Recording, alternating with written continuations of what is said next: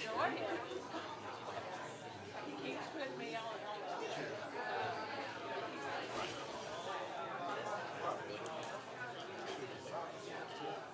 No, I don't know. I haven't burned any bridges and I haven't moved on. So we'll just see. So, but Pam, Boy and Jessica's Reno. Well, Dad. So I've been caring for him, and now he's in a facility. He still has to have a sitter, so I don't know. I'm glad that I was like I had the time if I worked. So things have happened. Things have happened.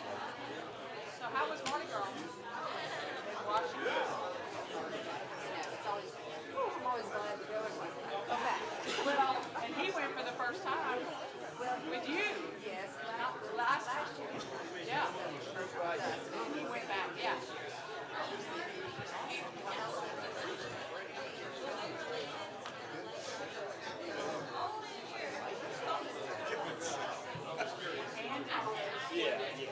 Andy was a student.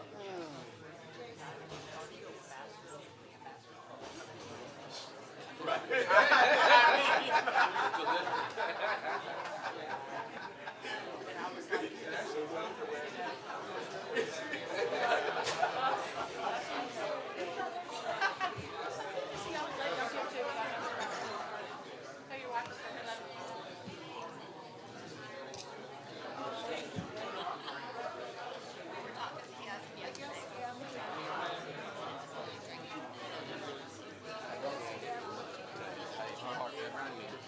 Oh, there's that.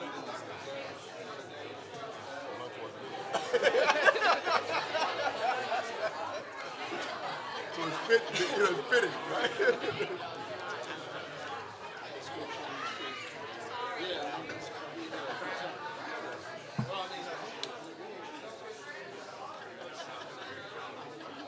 Hey.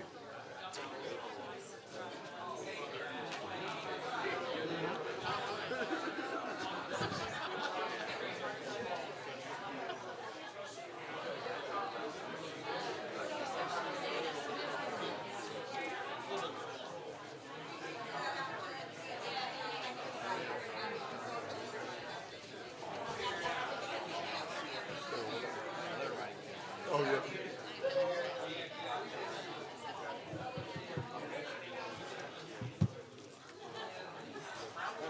Round three.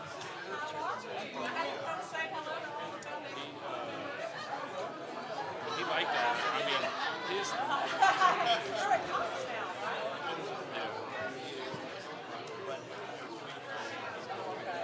It just became a what is it? Research institution.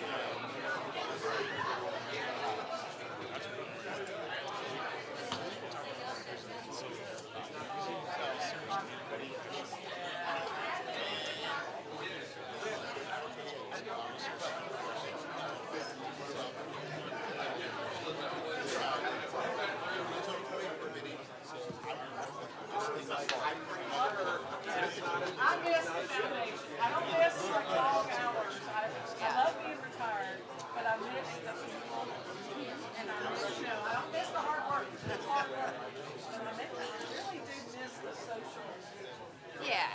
Well, you know, when I retired, of course, I had teenagers at the time, but I told them, I miss, of course, and I was a plant manager when I retired, right? And I said, I miss being right. Because I used to be right, and I used to be kind of smart when I was a plant manager. I used to be right, and when I went and all I had was a teenager, I was never right. I was the dumbest person that existed. And I said, I kind of miss being right. Done. You want to hit this gavel over here and Yes. Yeah. Meeting those deadlines.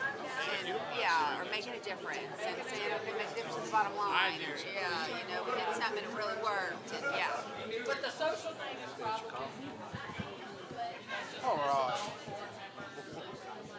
Right. Right.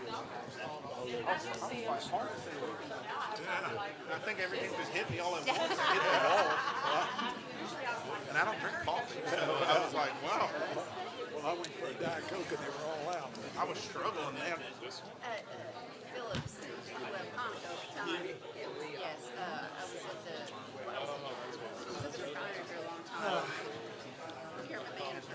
missed both. Refilled my lifesaver. And then I went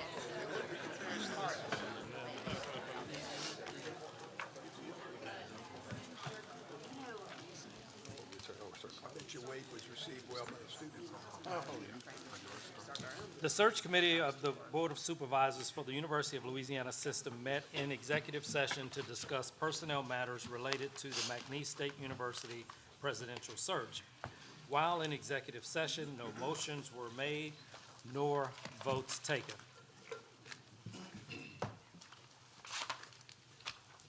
Dr. Clark. Well, I'm looking for the script, and as usual, I have no ability to maintain script awareness, so I apologize. Are we due to have a roll call to come back into session, Dr. Calloway? Not to come back, no, sir. Oh, okay, so we don't need to do that. Okay, then I'll begin by welcoming you, thanking you for being here, extending a good afternoon rather than a good morning. But there are some perfunctory comments that I am obliged to make as a result of this being a streamed public meeting. Before we begin, let me remind you that anyone who wishes to make a public comment about an agenda item must complete a testimony/information card and hand it to a UL System staff member seated in the front. Comments from the public will be limited to 2 minutes. And then as a courtesy to everyone, we're going to ask folks to check their cell phones, make sure that those are turned off. Now, my script says, Dr. Calloway, since I'm following it, it says at this time I would like Dr. Calloway to call the roll. Now, I'm not sure whether there's a mistyped information or I'm reading from the wrong script. That is correct. I will call the roll now. Oh, okay, all right. President Rick Gallo, Here. Dr. Jimmy Clark, Here. Miss Lola Donahoe, present. Dr. John Noble, Here. Mr. Dana Peterson, Here. Mr. Mark Romero, Here. Mr. Brad Stevens, Here. Miss Bailey Willis, Dr. Jimmy Trahan, Here. Judge Charlotte Bushnell, Judge James Kane, Dr. John Condos, Mr. Sam Gill, Here. Miss Heather Griffith, Here. Mr. Kevin Guidry, Miss Nicole Moncrief, Mr. Ryan Navarre, Here. Miss Angela Queenan, Here. Mr. Jason Rochelle, Here. Mr. Dennis Stein, Here. Mr. Gray Stream, Judge Jean Thibodeau. Here. Thank you, we have a quorum. All right, thank you, Erica. And at this point, I'm sure to the relief of the system staff and probably many others, I'm going to turn the meeting over to President Rick Gallo. Thank you, Dr. Clark. Earlier today, we began the process of conducting public interviews with our 4 semifinalists for the position of President of McNeese State University. We are pleased that each has accepted our invitation to visit McNeese and to meet with not only the search committee, but also with faculty, staff, students, alumni, and community members who together make McNeese State University the great university that it is. Not only are we afforded the opportunity to interact with all of the candidates to discern their ability to lead this institution, but also the visit allows the candidates to determine whether this is the best fit for each of them. This morning, we interviewed Dr. Andy Benoit and Dr. Shadow Robinson. The search committee will interview Dr. Wade Rousse shortly, and the remaining semifinalist, Dr. Alan Vital, will be interviewed at 3 p.m. Does any member of the committee have any questions? Any comments from the audience, from the community? There are no comments. Okay. All right. Now, before we begin our interview with semifinalist Dr. Wade Rousse, I want to highlight the framework for the interview. Dr. Rousse will provide an opening statement, and then the search committee will ask questions. After the search committee has exhausted its questions, Dr. Erica Calais may address questions to the candidate that have been submitted by the audience. Again, if anyone would like to submit a question to be considered, please do so by completing the yellow card and turning it in to one of our staff members. We will entertain as many public questions as time allows. Following the public interview, the committee will enter into executive session to further dialogue with the candidate. Once Dr. Rousse has been interviewed and his executive session has concluded, the search committee will return in open session and recess, if there is time, until 3 p.m. For the interview of Dr. Vital. At this time, I would like to invite Dr. Wade Rousse to come forward. Dr. Wade Rousse, PhD in economics from the University of Illinois at Chicago, is an experienced academic leader currently serving as the Executive Vice President at McNeese State University. With a background in higher education leadership, economic policy, he holds a master's in economics and an MBA from the University of Illinois at Chicago, along with a bachelor's in business from Nichols State University. In his current role, Dr. Rousse spearheads strategic initiatives to tackle enrollment challenges and revenue diversification. Notable achievements include organizational restructuring, academic program reviews, and fostering transparency at McNeese. Previously, as Vice President of University Advancement, he consolidated departments, increased assets, and raised funds through sponsorships and grants. At Northern Arizona University, roles included Associate Dean and Interim Director, where he focused on faculty development, accreditation, and community engagement. Dr. Rousse's dedication to academic excellence is reflected in awards such as Teacher of the Year and Faculty Homecoming Coach. Thank you, Dr. Rousse, for joining us today. Would you please take a few moments to introduce yourself and your wife and provide the committee with an opening statement? Dr. Rousse. Thank you so much. Thank you for your time. My wife has some prepared remarks, but they gave her a way to an option to sit on the second story walking in the door, second row when we walked in the door. She opted for that, but really a partner in this deal and is a retired neonatal intensive care unit nurse. And those of you that are around our campus know her because she pretty much is at everything. A dear friend of mine, Steve Mitchell, and a super supporter of this university, always says that it's the best deal we get. We get 2 for 1. So I can't do anything we do without her. So I thank you for being here, for all you do. Mr. Chairman, members of the committee, welcome to our campus. And thank you for being a part of this process. I'm Wade Rousse, Executive Vice President of our McNeese State University. Yesterday, during your stakeholder meetings, some of you had a chance to look into the future. By visiting with our students, you got a little glimpse of what that future looks like. And I'm sure we will agree that it's bright. Our students are amazing. They are the reason we do what we do. And if you spend a little time with them, you can't help yourself but being optimistic about the future of our region and the great state of Louisiana. In addition, the process has exposed you to some real issues and concerns expressed by our faculty and staff. You've also witnessed firsthand a damaged campus as a result of being hit by back-to-back hurricanes almost 4 years ago. I think I'm uniquely positioned to address the faculty and staff concerns, and I believe I will be able to transition into the role of making certain that our hurricane-damaged campus is transformed to state-of-the-art facilities which will support incredible student experiences. I am humbled and honored to have advanced this far in the process, and I'm truly looking forward to your questions. All right, questions from the committee? Okay. Good afternoon, Dr. Rousse. Good afternoon. How are you? Good. I'm going to start you off with an easy one, okay? That's why I love you. So define for us what you think are the main responsibilities of this position, and then give us some examples or some specific skills that highlight your potential for success in fulfilling those responsibilities. Right. So thank you for the question. So, excuse me, not that easy, but I thank you anyway. The idea of the president is obviously the leader of the community. How do we set the structure of the university? How do we actually be the driver of shared governance? Is something that we know is the sort of the foundation of the academy, and make sure that we make the decisions necessary to state clear objectives in my mind, and a structure that supports those objectives to make sure that we advance the institution. So for me, it's about, it's the CEO, it's the leader of the organization, and the most important thing is to truly structure it correctly, put the right people in the right places, get folks aligned in incentives that are agreed upon to advance our university to make sure we can accomplish our mission of changing lives. So it's the leader, it's the CEO of the organization.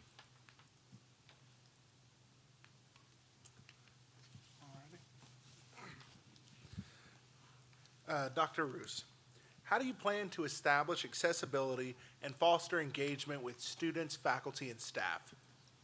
Yeah, so that's a repeat from yesterday, so I appreciate that one, Sam. So for some of you, we had some tremendous forums yesterday with students and faculty and staff and community members, and I thank folks that are here both days. So one of the student sections was Dr. Burkell has had an open door policy, and students can walk in their office, and the question was posed to would I continue that open door policy, and I echoed very loudly, absolutely, and that's sort of the easy part of the job. I think we get into higher education because we truly enjoy being a part of that transformational experience as we move freshmen to seniors and putting them into the workplace. So exposure in terms of the open door policy of Dr. Burkell will continue to be that. In addition, Angela and I joke about once a month pizza with the prez ideas that we would actually sit down and break some pizza together and have a good time and not necessarily have to talk about issues, more or less just talk.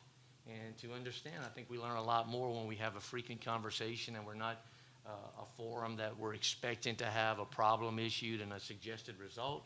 More or less, how's your family, what's going on, and how do we truly develop relationships? We all know relationships what drive this world, and we would truly want to have a relationships with as much students as we can.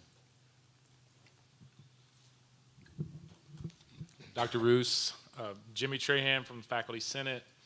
Higher education, shared governance has many definitions and applications, and administrators have various ways of implementing that. For you, what is your definition of shared governance, and how will you implement and foster that as president of McNeese? Thank you for the question, Doc. One of the cornerstones of the academy is shared governance. Let's be completely clear here. It's a cornerstone of the academy.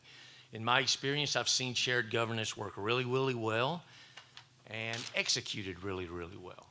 I've also seen it break down a few times as well. The part or the definition that I think is very common and that we hear and that we think about and we hear over and over is the idea of communication. Very, very clear, transparent, two-way communication, not just one-way communication. And that's certainly the first part. And the second part is from that communication, how do we delegate responsibilities to go towards the stated objectives of the university? The third part of that stew that I often think goes missing, and when shared governance breaks down, is the idea of also shared accountability. If we do it correctly, now if you don't do the first two things correctly, the third one just goes away.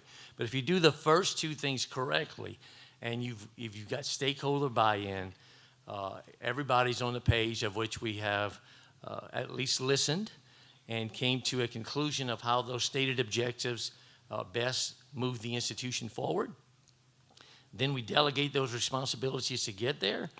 The third leg has to be there. We have to be holding each other accountable to situations when we fall short. So the common definition, I know there's many, but I think they all revolve around the two first parts of communication, transparency, delegation of responsibility. But for me, it's ultra important that we also think about the third piece of that, which is accountability. We hold each other accountable for when we fall short, and we also celebrate. That's the other thing. I mean, this is a team, right? We celebrate together when we win. So I think the third part is as important as the first two, and often goes not cited in some of the definitions that we see. Good afternoon. Can you hear me? I hear you. All right, the question I have for you is, how do you perceive the challenge of balancing academic and athletic priorities within a university setting, and what are your thoughts on effectively managing this balance? Good question, timely question. So just to put this in a little bit of perspective, our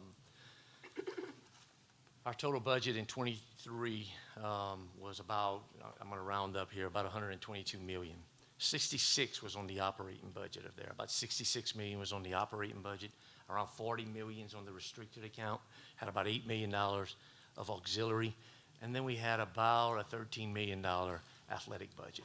So just because you see athletics as a very visible piece of the university, that could be intentional and doesn't necessarily suggest that it's being overly funded. When you come out the operating budget, what we talk about E&G, $4 million is transferred from the operating budget to the athletic account.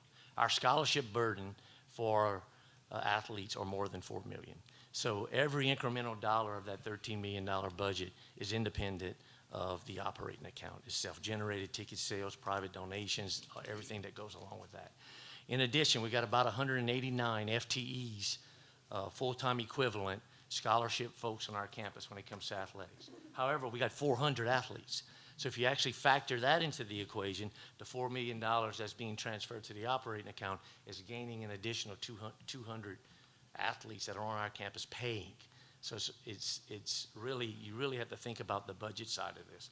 Now, we have been very, very intentional over the last 2 years to try to figure out how to create winning athletic programs. And the reason is we have seen the data suggest the week after we won the Southland Conference Championship, from midnight until midnight after we lost to Gonzaga, we had an increase on our website visits that actually clicked on About Us. To me, that's a meaningful visit, not just landing on the page, but clicking on About Us or clicking on degree programs. That percentage over the same time period of the previous year was up 1,604%. So for me, it's really a marketing piece. It's not a whole lot of finance being supported. Its majority is self-funded. And for a regional institution in Southwest Louisiana, when our core competencies are around a community that loves being together, community engagement, we love our friendships, we love our family, it's what we do. I believe it's an instrumental piece of attracting that marginal kid that's living in Jennings that might want to go to ULL, almost said USL, but ULL, and we want to win that marginal kid, and we think if we can get the community engagement, it's not only athletics, right? Banners plays a big role in that. The things that we do in the community to create excitement can attract that marginal student. And for us, that's how you get money into the operating account, because the majority of that money is not coming from the operating account. It's self-sufficient. So to me, the trade-off is not necessarily a trade-off. It's not a zero-sum game, if you will. It's actually complementary of one another. And the more engaged we can have our community on this campus, the more we can have winning athletic programs, the more we can have winning theater in banners, the more we can do everything that generates excitement, might get us to attract that marginal kid that we're fighting for. We're in a very, very fierce competition for students right now. And we think we're at a competitive advantage in athletics in this situation because we're funded. We have an enormous amount of community support in our foundation, of which, again, a small piece of that, about 20% last year, actually went to the athletics budget. So how do I plan on the way the question was phrased? I thought it was kind of like a trade-off. I don't see it as a trade-off. I see it as a direct complement of one another, and we have to invest in it to make sure that we're going to grow enrollment. Thank you. You're welcome. All right, Dr. Rousse, can y'all hear me? All right. Dr. Rousse, McNeese has established noteworthy partnerships and innovative program connections with various industries, presenting opportunities to address industry demands, boost enrollment, and potentially enhance private revenue. Could you share your experiences and insights regarding your involvement with such collaborative initiatives and how you contributed to their success? Yes, thank you for that question. So for the last 2.5 years, I've been over the foundation, where we have grown corporate partnerships from about 400,000 to 2.5 million. Part of those partnerships have been with the understanding that they see the vision that we need to develop the future workforce of this industry, and they're stepping up monetarily, which means that they believe in the product that we're going to transform our students into. So we've got to make sure that we are graduating students that, number one, have day one sort of skills to be gainfully employed upon graduation. And I argued again yesterday that the second part of that of a university experience is that they possess the curiosity to be pioneers in their field. So partnerships, industry partnerships, not only our funding sources, obviously, we will lose them if we're not continuing to give them something in return. And I would argue that what we give them in return is a very dynamic, market-driven curriculum, and have them in the process as external checkpoints to make sure that we are delivering a product that adds value to them on day one. One of the programs, Sarah Lenners is sitting right behind me, one of the programs that we started when I was the Dean of the College of Business was a professional skills course, almost like a capstone. I don't know if Morgan Turpin's in here or not, but she teaches that class. And what we found out from industry partners was that upon graduation, they knew debits and credits. They knew how to account the present value of future cash flows. They knew how to they knew what management by objective was. They knew what a marketing plan was. They knew all of that, but they couldn't sit in a room and talk to one another. They didn't know how to act in an interview. They didn't know how, they would sit in the same room and text one another. So it became very loud while we were in the College of Business. So that was a shortcoming. We added into the curriculum and have a professional skills course where they understand that probably shouldn't drink 4 glasses of wine in an interview. You probably should sit up straight, which I'm not doing now. I'm a little bit over this mic here. So if Morgan's here, she's probably grading me. And how do you act and present yourself? How do you shake someone's hand? How do you look someone in the eyes when you're speaking to them? How do you command a room? All the things we hadn't taught in our business curriculum up until we were the dean a few years ago. So industry feedback is imperative for a regional university to succeed. Because I would tell you now, I said it yesterday, I'll say it again, the market will rule. If we're producing a product that is not valued by the market will no longer want it and will quit driving people into our university. As a regional institution, we're trying to develop the future workforce of our region. We've got to make sure we have dynamic, market-driven curriculum in place with external stakeholders telling us how do we continue to pivot and make sure that our product is valuable and on day one when they walk in the room. Thank you. Dr. Rousse, a lot of the other candidates we've seen today talked a lot about enrollment management.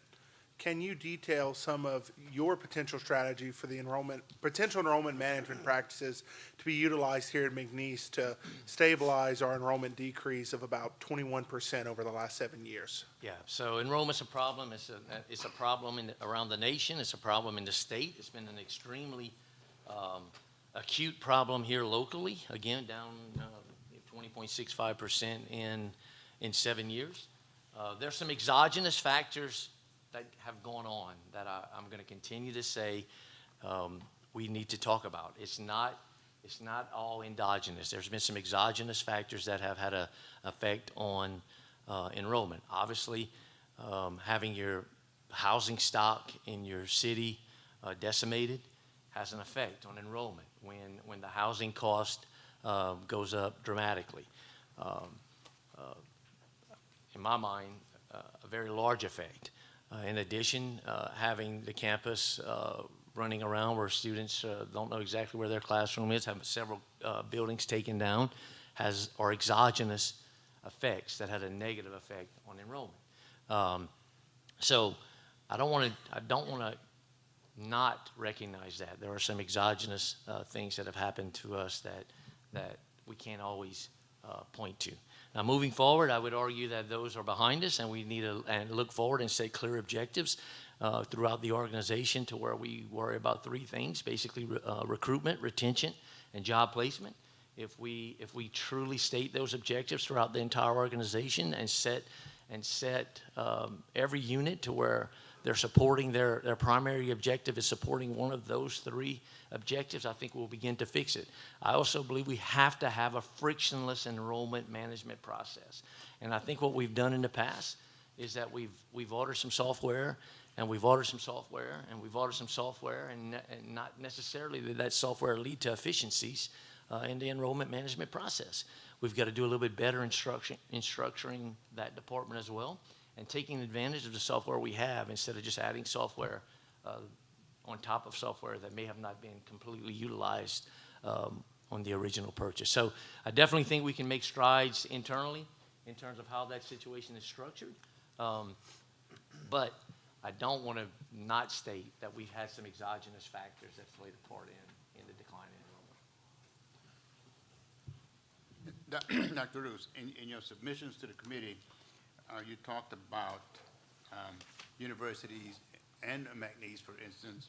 Universities have to initiate a private sector management style. Would you articulate a little bit more about that? Yeah, Judge. So that's sort of interesting, and I think it's an enormous opportunity for regional universities. You know, the bigger the challenge, right, the bigger the opportunity in my mind. So I think we're really in a paradigm shift, and I don't necessarily think it's unhealthy. I think that you're seeing situations, and again, it's not just in Louisiana, that you see it in other states as well, that state appropriations have declined and may continue to decline. So for forever, we talked about a public good, a university being public good. I actually believe that higher education is a public good. It sort of benefits all votes. Having an educated society certainly helps. But if it's not funded that way, you're not going to be able to continue to offer everything you've been able to offer in the past. The finance simply doesn't work. So when we think about how do we think about more in a private sector, it's sort of exactly, you know, we're not there yet, and I think I used the term in the letter, sort of quasi-public versus quasi-private, but we will see management styles that will have to be more specialized in my mind. We will have to hold ourselves more accountable. Bottom lines will matter. Return on investment will matter. And we're going to have situations where certain programs that have higher ROI will gain the marginal investment, and probably should, because it's higher ROI, and that's what I mean by we're going to have to act more private. Now, we can agree on whether or not that's healthy. I just think the finances is going to drive us to be that. I would like to embrace that. And I think the universities that do embrace that, and go back to the previous question there, that actually push towards in our community or regional university, push towards the external sort of partnerships and involvement with the community and how that goes on to the curriculum and to benefiting the programs that are higher ROI. We'll gain the marginal investment, and I think we'll have to. I think that's how we exceed. That's how we drive enrollment. That's how we get more people to realize that there's value in our product. Look, I said this yesterday. The days of when I came to school and changed my life completely. This university changed my life. But I had a lot of friends. I had a mama that was pretty strict, but I had a lot of friends that danced around for 5, 6, 7 years because the cost wasn't real high. The cost to them wasn't real high. The tuition burden wasn't real high. Now the majority of the cost is on their back, one way or the other, whether they're getting a loan or whatever they're doing. The cost is on their backs if they're not on tops or whatever. So the point is, I think that changes behavior, and I think that changes behavior and focuses folks to programs that have higher ROI, and I think we're going to have to respond to that. So thus sort of act more privately and specialized in what the organization looks like. Dr. Rousse, if you are named president, you will inherit a faculty that is pretty low morale, mostly of no fault of their own. Given that we all know money could increase morale, but we don't have it, or at least we don't have it yet, what are some ideas, strategies, expectations to attempt to address the morale problem outside of finances? Yeah, I really appreciate that question. I said yesterday the most important title I have on this campus is Professor of Economics in the College of Business. I'm truly an academic. It's what I like. It's what I enjoy. Faculty are some of my dearest friends on this campus, and Doc is not exaggerating. Cultures and morale is bad. I'm part of the reason that it is bad. We've been through a couple of tough years that we've had to cut in order to put ourselves in a situation to where I would argue we're dramatically better today than we were 3 years ago. We probably haven't told that story to faculty enough. We probably haven't visited with faculty enough. We probably don't realize that when we look at us relative measures matter. Especially matters when we're in a system. And if you look at the relative measures at some of our sister institutions, I think because of the hard work that we've been through, we're now positioned dramatically better than we were 3 years ago. We probably should be telling that story more to faculty, no doubt about it. We probably should be more transparent and getting more buy-in in what that looks like. But we should also be painting the picture that, hey, the worst just might be behind us. Now, you've heard me say that this year's budget is going to come in balance. However, we did take advantage of some high interest rates on an inverted yield curve on cash, and we've been able to capitalize on that, and we've balanced the budget. But for the last 2 years, that's not been the case. I can tell you, I don't know if Mona's in the crowd and Chip and everybody else, we've been skating, trying to figure out how to close, $6 million budget deficits. We spent over $12 million of one-time money in the last 3 years that's got us, but that has given us the ability to stretch it in the runway and make this grow back better. So to your point, I think we haven't done a very good job of including faculty in those conversations to let them know that, hey, the worst just might be behind us and the best days are ahead of us. Let's get on board and push forward. So maybe a lot more transparency on the faculty side. But make no mistake about it, again, the proudest title I have on this campus is I'm a professor of economics in the College of Business. And the reason I got into the fundraising business is because I had all these great initiatives when I came back, all these great thoughts I was going to do when I got back in the state. And every one I was told, we don't have any money to do it. So I said, well, we're going to do what we got to do to go get money to try to do some of this. So I just went to faculty. I know I feel them. And I know, and I talk enough to them that the morale is at maybe at an all-time low. But I think we can change it. I think we can change it through clear, transparent communication. And we all know culture eats strategy every day. We can change the culture pretty quickly with some transparent and hitting some little goals moving forward. We've got to set some clear objectives and get some early. We need some early wins to get everybody on board. Dr. Rousse, I'd like to ask you, one of the comments you made was the market will rule. And so with that being said, as a human resources professional in this area, I'd love to know, colleagues, I'm sure, how would you diversify the academic curriculum, specifically enhancing undergrad and grad school, and to be able to prepare for workforce planning and development? Yes, I love that question. So one of the areas, and my colleagues in the College of Business are not going to like this, but I am, when I got back, we're still teaching a corporate finance degree in the College of Business. At NAU, we started 2 different tracks in finance. One of them was geared towards risk management, which geared you up to take the Series 6 upon graduation.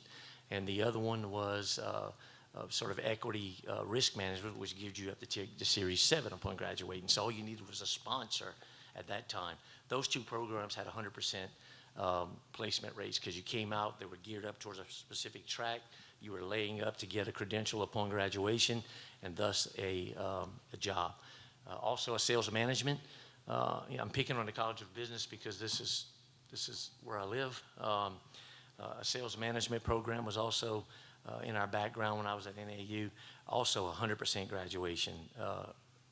Placement upon graduation. Go through a series of sales competitions around it's now around the country. It's a very competitive deal, and you get all these little micro credentials along the way.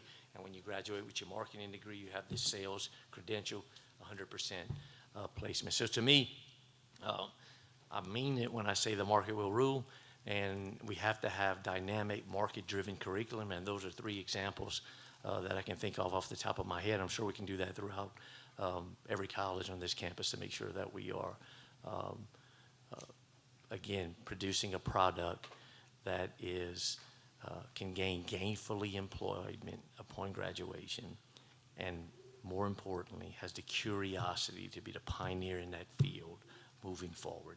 That's what the university degree is about. It's not a technical degree because it has to be that constant learning and desire to learn. Every day when they leave us, we should want them to want more and more and more and more and more. And that's what the university experience is. You're welcome. Yes, Dr. Rousse, in connection with that, you also said in your literature that there's been a decline in, and I'm going to quote you, in the perceived value of higher education. This is a highly industrialized area. A recent study has shown that 2/3 of the jobs here can be filled by a community or technical college, okay? So, given that figure, And given your perception that there is a decline in the value of higher education, how do you propose to complement the programs offered, the technical programs offered at Suella, or vice versa? How do you establish some sort of partnership that could make this work? Yeah, so Judge, I don't think it's a competition. I really don't think it's a competition. I think it's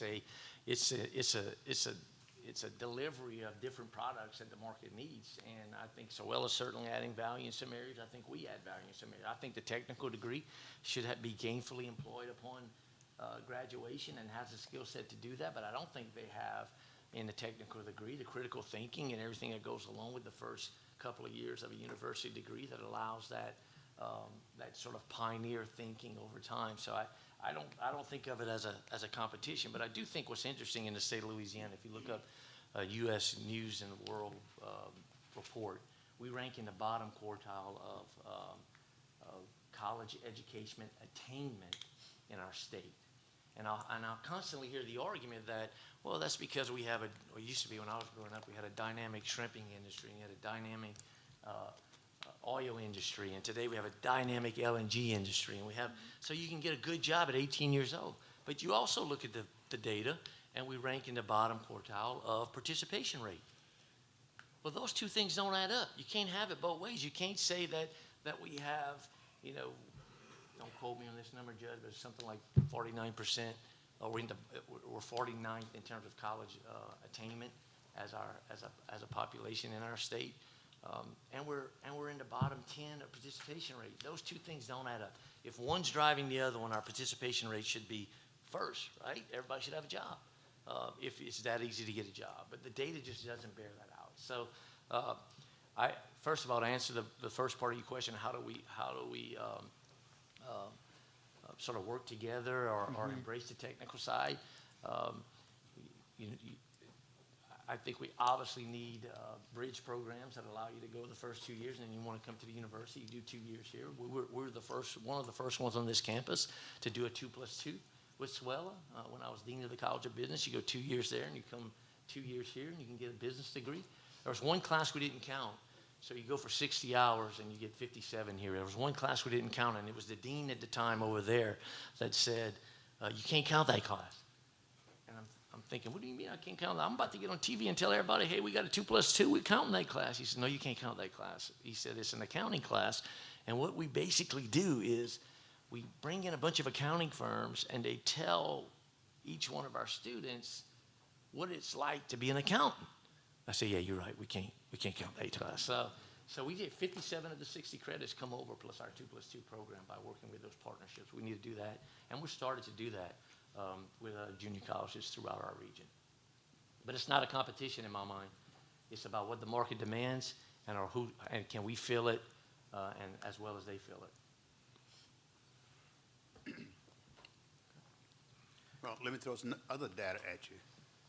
I read a recent study which showed that 66% of Louisiana high school graduates do not have grade proficiency, and 43% will need remedial help in college.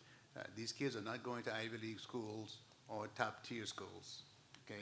Maybe coming to schools in the UL system. How do you deal with that sort of? Yes, that's a great question and a serious issue that we've got to address in our curriculum as well. And Judge, listen, we have seen throughout the state, we have seen some holistic enrollment processes that has allowed students to get in. I don't necessarily think that's a negative. Someone can get in and get a shot. I actually embrace. If the net effect, I say it all the time, let's say we take 10 that we weren't going to take before and 2 make it, the net effect of that is 2 plus 2 to the good. So I think that is a wonderful thing. But there's no doubt in my mind, and I think I've got faculty in this audience. I didn't get to get a good glance at the audience when I was walking in, but if we have faculty behind me, they're seeing students getting in their first year classes nowhere near prepared as much as they should be. Now, we have a decision to make, right? Do we want to meet them where they are and bring them along and hopefully change their life to where they go on a different trajectory for the rest of their life, or we can fail them out? And that is a tough decision. It's not. I don't think it has to be one or the other. I don't think you can actually have. I'm all about metrics. I'm crazy about metrics. I think if we have our number of exceptions go up, we probably shouldn't expect our retention rate to go up as well. But the net effect could be positive if exceptions are up and the retention goes down, but the net positive, the net sum is a positive. And one of those students, our little Cajun boy from Golden Meadow, that's life has changed forever. Why wouldn't we do that? But it's going to take a lot more effort on our faculty. Not a lot more effort on our faculty. It's going to take an understanding on our faculty that we've got to try to meet them where they are and coach them up.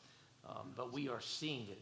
We are seeing students arrive on our campus that are not to the level they were years ago.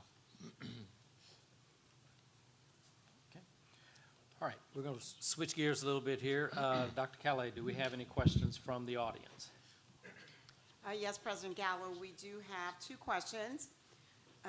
Good afternoon, Dr. Rousse. Good afternoon. How are you? I'm well, thank you. Good seeing you. The first question is from a staff member, Tammy Mayo, and she would like to know, how would you respond if immediately upon taking office, one or more of the vice president positions from your executive staff was vacant? Yeah, so that points to sort of the importance of speed during a transition, right? I mean, that kind of points to the idea that this process needs to be as speedy as possible, because the next president may be forced to appoint 2 or maybe 3 interims immediately. So to answer your question, I hope the process is speedy, and the president, whoever that is going to be forced to have to appoint some pretty key positions fairly rapidly.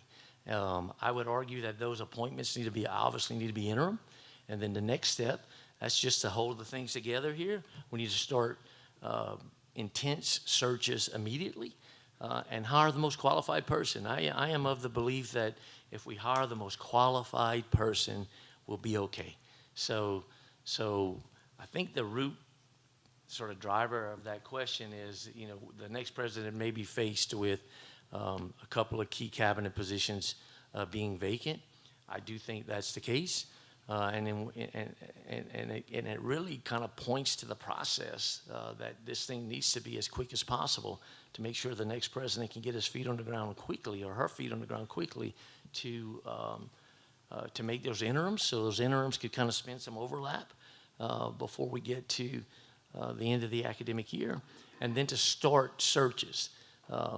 Look, there's been a lot of talk. It's a small town. It's a small university. There's been a lot of talk about what's going to happen here.